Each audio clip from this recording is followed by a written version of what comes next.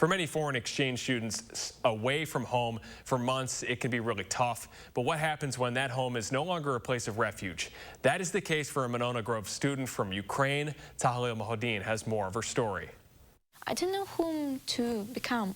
I didn't know what to major in because, do I want a secure job? Do I want to go after my dream? Questions many high schoolers ask themselves.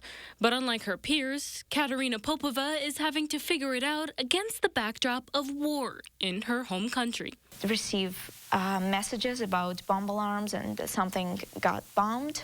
And I text them, and if they did not respond in 30 seconds, I get really nervous. Popova came to Wisconsin last year as an exchange student from Ukraine.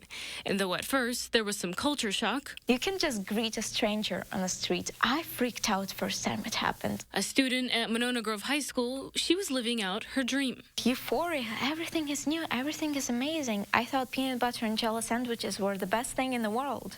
But for Popova, the real shock came in February when Russia invaded Ukraine. My mother was really frustrated. She was almost crying, and she was like, "Kate, you don't understand. There's bombing. There's people dying." Plans to return home at the end of her program no longer an option. All the thoughts rushed in my mind, what am I gonna do? Am I gonna stay here? Shall I stay with my host parents? Should I go home? What are my parents gonna do? For now, Popova says she's been lucky enough to get an extension.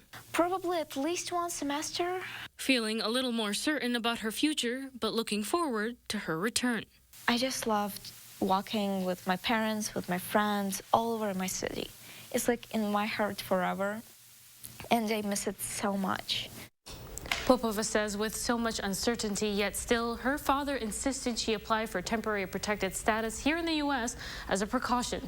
He and the rest of the family are still in Odessa with no plans to leave.